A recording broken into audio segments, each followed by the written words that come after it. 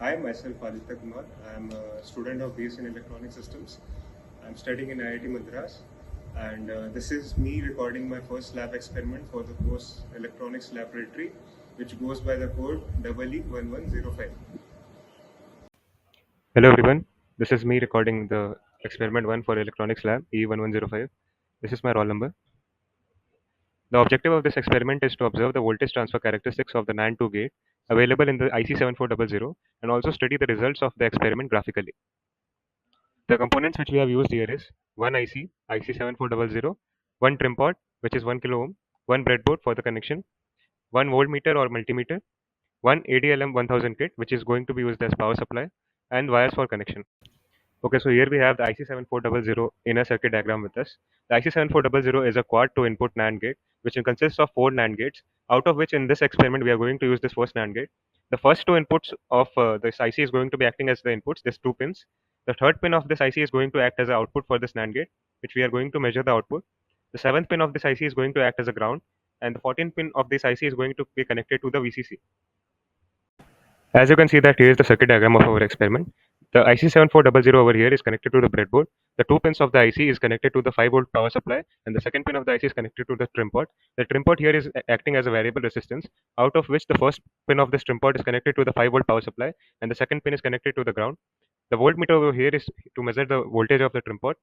The third pin of the IC you can see is connected to the voltmeter, which is going to measure the output of the voltage, and it is also connected to the ground to measure the voltage. Okay, so let's move over to our setup.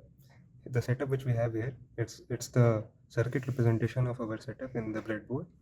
We have the power supply here, and we have the multimeter here. So we will look over the breadboard.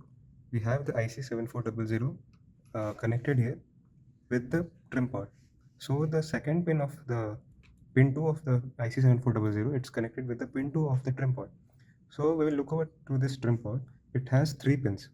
The pin 2 of the trim port is connected with the IC7400. The pin 3 of the trim port is connected with the ground here, and the first pin of the trim port is connected with the 5-volt voltage supply here. So trim port is used to provide variable resistance here. It is acting as a potentiometer here. It is used to increase and decrease the resistance by rotating its screw over here. If we rotate the screw anti-clockwise, it will increase the resistance by 100 ohm, and if we rotate the screw by clockwise, it will decrease the resistance by 100 ohm. I am using this ADLM 1000 kit over here. You can see this is connected with our laptop. So this ADLM 1000 kit which we have used is acting as a power source, which is providing 5 volt of power supply to our connection here. And as we know that this breadboard is like shorted with the all the pins over the long way pins are shorted to each other. So this whole rail of pins are having the 5-volt voltage connection to it. So moving over to a trim pot over here, the first pin of the trim pot is connected to the input voltage over here, as you can see, and the pin 14th of this IC, which you can see, this is the pin 1, and this is the pin 14th, the last pin. So this pin is connected to the 5-volt voltage supply. This is also acting as a VCC. So this is VCC of this IC7400, as shown in the diagram, is connected to the 5-volt voltage supply over here. This 7th pin of this IC is connected to the ground.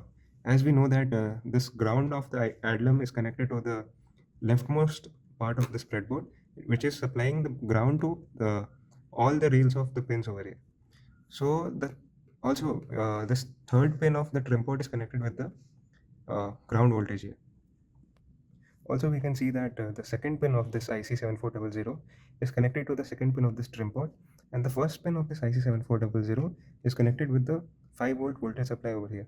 So this VCC, this 14th pin, the first pin, and the first pin of the trim port all are connected in the same channel of 5-volt, and the last pins of 7th pin and the last pin of the trim port are connected to the ground.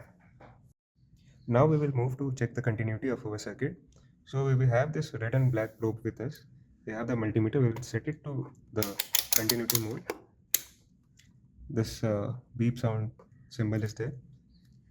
Now we will add our black probe of the multimeter to the ground connection of the breadboard, which you can see the leftmost wing of the breadboard.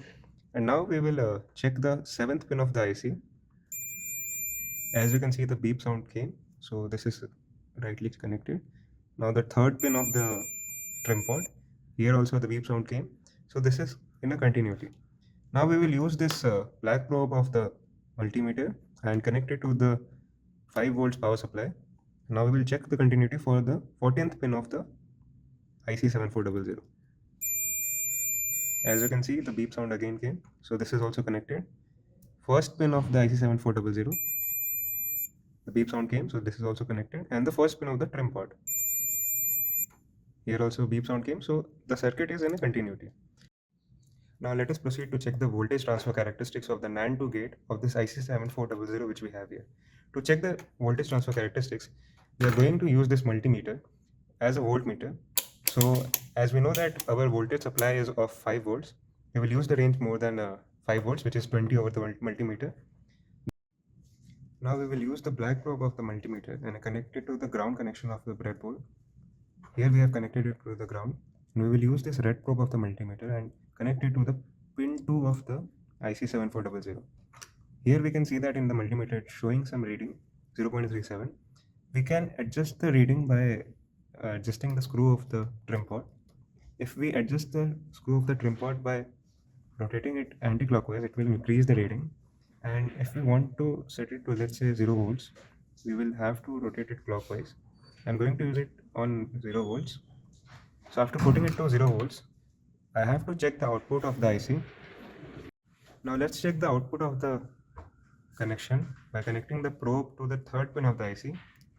So after connecting it to the third pin, we are getting the value as 4.9798, which is around 5 volts of the input supply which we are providing.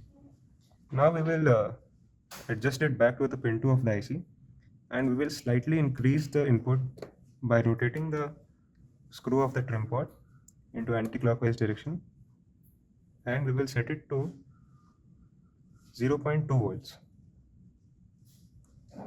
After setting it to 0.2 volts, we can see that the output is coming around 4.97, which remains stable. Now we will again repeat the process and increase this trim pod screw and increase the voltage input to 0.4 volts. So we will check the output again, and it is also coming as 4.97. We will repeat the same thing by increasing the input voltage again and again and get the respective output voltage for it. And we will have to plot all the readings of this.